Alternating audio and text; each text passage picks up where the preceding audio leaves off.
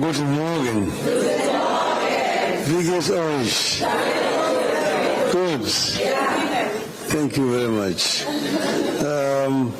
I live in this country as a young person. I studied here. Therefore, I understand German culture and city very well. I know Witze, Deutsche Witze.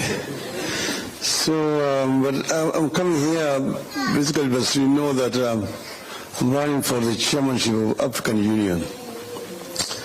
And that's why our trip here has coincided. But then I also was very happy to have an opportunity to see so many young people here living in Deutschland. And I know the kind of challenges that people face in living here. See, when I arrived here, I was a very young boy, and it was in winter. And when we arrived, I saw the trees. I thought all these trees are dry because there are no leaves. I just thought that all these trees are just dead until spring came. But that was one of the coldest winter for the last 50 years. There has never been a winter like that one. And it lasted until May, so that institutions ran out of coal. Those were using coal at that time. They're not coming with the steam heating and now electric. So a number of institutions were closed because of that. And we would actually go and get coal, we packed and we take it in the oven, we light the oven so that we get the room to be a bit more warm and happy to go. Then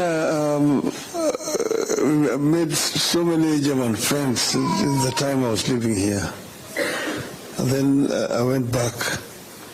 And then, but at that time, Germany was divided, east and west. And but the good thing was that if you are Kenyan, you had no problem, because you did not need a visa to go to West Germany. You did not need a visa to go to Britain. But you needed a visa to transit. Like when I was going to Britain from Germany, I had to get a Dutch transit visa and a Belgian transit visa. Because if you did not have it, at the border they would remove you from the train and put you back to another train going back to where you came from. These days, you just need a Schengen visa, and you can travel across the whole of Europe. You see? This is what I'm saying. And this is a problem that we have in Africa. Because in Africa we still have a lot of problems. Aliko Dangote was saying that for him to travel across Africa he needs 35 visas. But his French competitor does not need a visa to travel across Africa because he's got a French passport. But with a Nigerian passport, you need a visa to travel to any African country. A shame. It's a big shame. So, but let me now get back to Kenya. In Kenya, we have what you call a demographic dividend. Because we have a large percentage of our population which are young. Over 70% of our population are below the age of 35. So we've got a youth dividend. But this thing here, it can be either a blessing or a curse. The youth can be either a blessing or a curse. If you don't empower them through opportunities for education, to acquire skills, they become basically failures. They become delinquents. drug addicts, criminals, so they're basically a burden on society. But if you impart skills on these youths, so that they are able to do work here and there, then they become a motive force for development. That's why we all the time laid a lot of emphasis on education, from ECD through primary to secondary to university education. So you're here, and you're here and you're working because you got the education opportunity to learn. But see, what you're having in Africa again is lack of opportunities. Lack of opportunities to employ these youths. I mentioned the other day that it's a shame that currently we find African children drowning in the Mediterranean, trying to reach Europe. To them is a greener pastures. They're escaping poverty. They're escaping lack of employment back on the continent of Africa. It's a shame.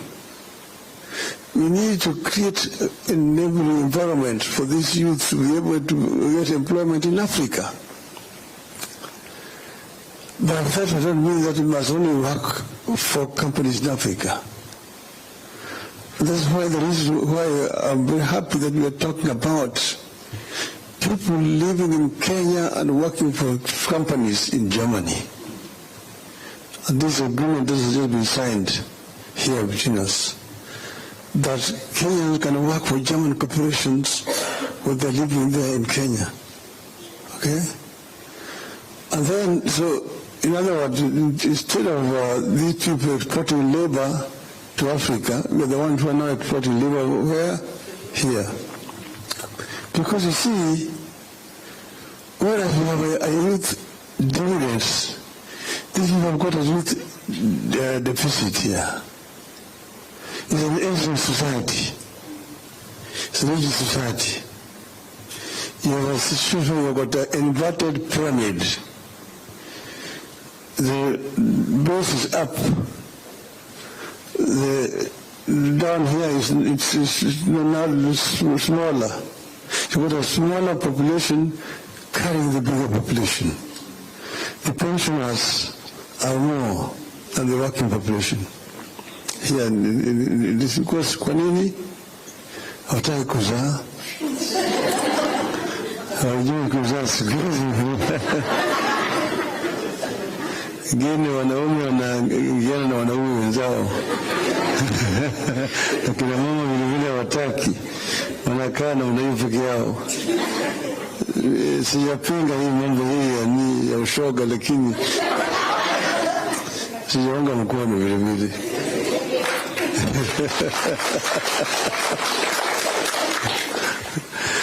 So now what I'm saying is that there are opportunities for our people.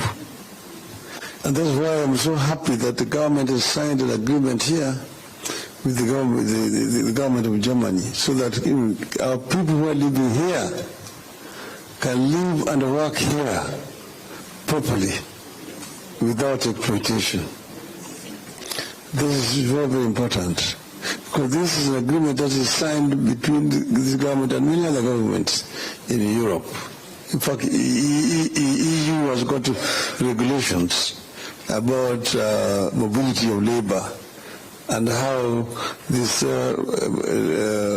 those people migrating from one country to another country are to be treated. So this is what we want also to happen to our people, our Kenyan people, so that Kenyans who live out here feel protected and they cannot be exploited by anybody. So I'm going to the age if I'm like to be employed, to go and work for Africa. To work for Africa. to ensure that we can be able to create a level environment for Africa to grow. First, we want to promote inter-African trade, because Africans are spending too much time looking for a market for their goods, and they're being sometimes offered very unequal terms. But yet there's a market in Africa that they can use to market those goods. Second, we don't want Africa to remain just a supplier of raw materials for the industrial West. We want to have value addition taking place within Africa itself, so that we can create employment for our people in Africa. Africa is the richest continent in the planet Earth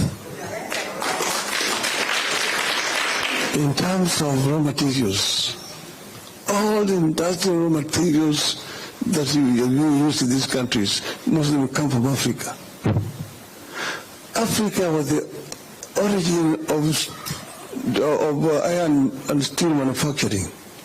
The first mankind to use iron tools was in Africa. Africa made iron before Europeans. The Europeans are still in the Stone Age. Africans were already using iron at that time. So Africa can actually claim its position on the planet Earth. It's a paradox that the richest in resources is also the poorest in terms of living conditions of its people. So we have to change this. So inter-African trade. The other one is the issue of climate change. Climate change is a major challenge. You can see how the Africans living now between drought and floods. That's how we live now in Kenya. Mafuriko, pande nyingine ukame na njaa yote inakuja na hiyo yao yote. Lakini Africa itself is not the offender. The offense is coming from here. You guys are fortunate to have come here when now they're cleaning the environment a little. But I used to live here in Europe, in Germany. If you wash your clothes and hang it there in the window, it's a white cloth, tomorrow it will be brown. Because the air was all polluted with industrial waste. So these places are all burning, coal and diesel and so on and so forth. So the people who have actually polluted the environment are here. But Africa is a victim.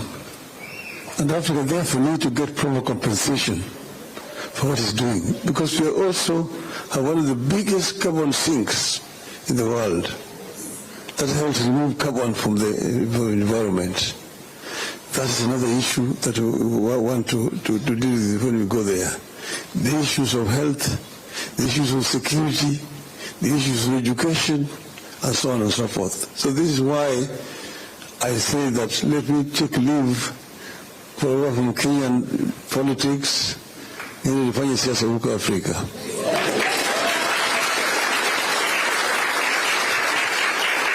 Niende nisiende? Niende nisiende?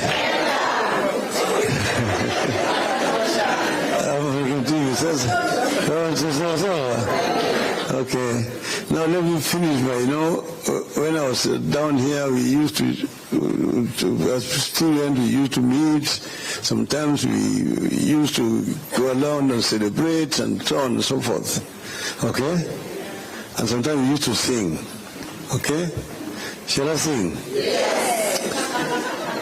The Germans, when they went to Hawaii, is very far. And they went there, they found that Hawaii was too hot. And too hot. The Germans liked their beer. Is that not true? Then when they went there, they found there was no beer in Hawaii. So they said, no, I will never go back to Hawaii. This is too hot. Okay? So it goes like this. Es gibt kein Bier auf Hawaii, es gibt kein Bier. Du fahre ich nicht nach Hawaii, du bleibe ich hier. Es ist so heiß auf Hawaii, kein cooler Fleck. Hula, hula, hula, hula, Geld gibt es nicht. Wenn es so weitergeht, bis morgen früh, sehen wir in Alkohol bis an der Knie. Wir machen das bis morgen früh und singen Pums, Swalala, Pums, Swalala, Pums, Swalala, Pums, Swalala.